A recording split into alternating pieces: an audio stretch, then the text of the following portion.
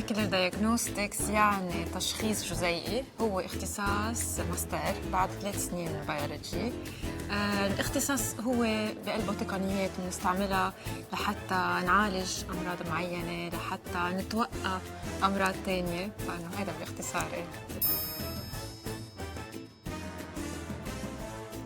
نهار من شغلي بيكون مبدئياً باللاب، يعني شغلنا هو ريسيرش مبدئياً. الصبح بروح على اللاب، بيكون عندي اكسبيرمنتس بشتغلون من 8 حسب ل4 من 5 ل6 وبس بخلص وبرجع على البيت.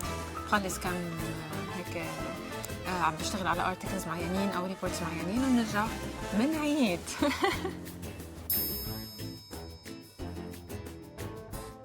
حبيبي المستقبلي بعد ما لقيته. هلا لازم ضروري يكون اطول مني تنبلش، يكون مهضوم هيك لذيذ، صريح.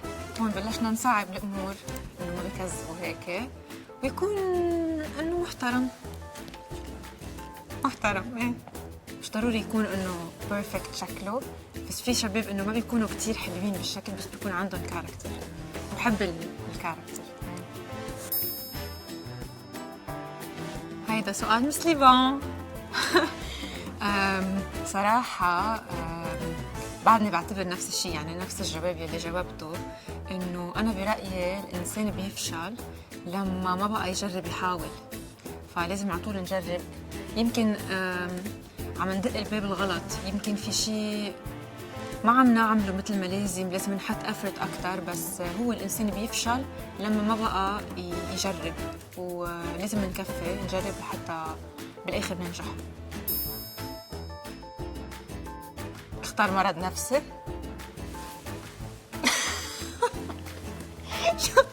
شو هالاختيار؟ اختار مرض نفسي. سكيزوفرينيا لا، باي بولر لا، بركي او سي دي.